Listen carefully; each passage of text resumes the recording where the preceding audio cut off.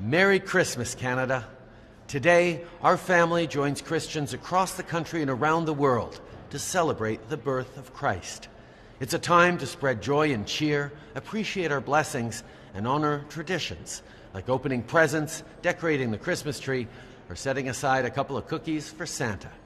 We're also well into winter from coast to coast to coast.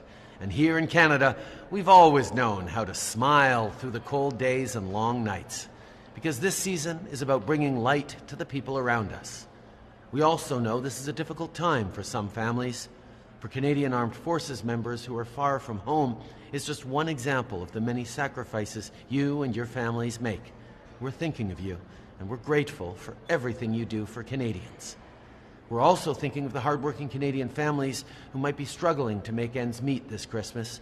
Our government is working to make things a little easier for you, whether it's putting our first ever national housing strategy into action, supporting seniors, or putting more money in the pockets of 9 out of 10 Canadian families with the Canada Child Benefit. We will always stand with you, because that's what Canadians do. We pull together with our families, our neighbours, and folks in need anywhere.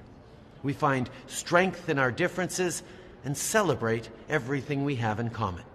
And we do our part to take care of each other and make life better for the people around us. That's what Christmas and Canada is all about.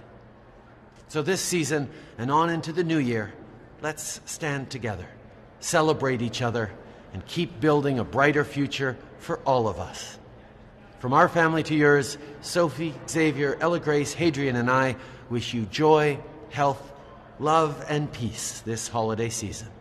Merry Christmas.